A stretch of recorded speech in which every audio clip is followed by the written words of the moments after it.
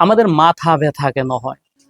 আপনি কি জানেন আমাদের মাথা ব্যথার পিছনে 7টি প্রধান কারণ থাকতে পারে, যে কারণগুলো আপনি অবহেলা করলে আপনার বিপদ হইতে পারে।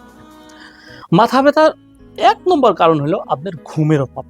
আপনি যদি রাইতে যদি 6 to 8 আওয়ার্স আপনি যদি ঘুম না পারেন, আপনার যদি ব্রেন বা চোখকে যদি আপনি 6 to 7 আওয়ার্স 6 to 8 আওয়ার্স আপনি যদি রেস্ট না দেন, এক্ষেত্রে আপনার মাথা ব্যথা করতে পারে।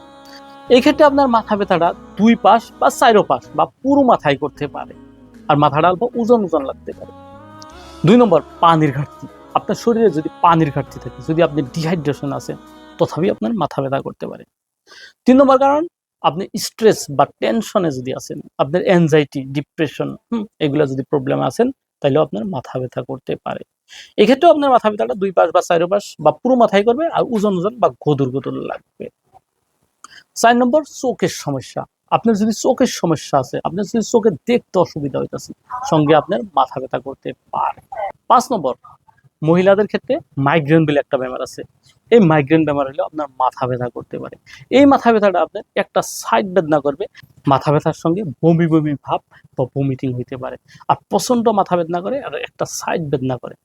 6 নম্বর, আপনার সাইনোসাইটিস। আপনার যদি নাকে যদি সাইনাসের প্রবলেম আছে, আপনার নাক যদি ব্লকেজ থাকে, এক্ষেত্রেও আপনার মাথা ব্যথা করতে পারে।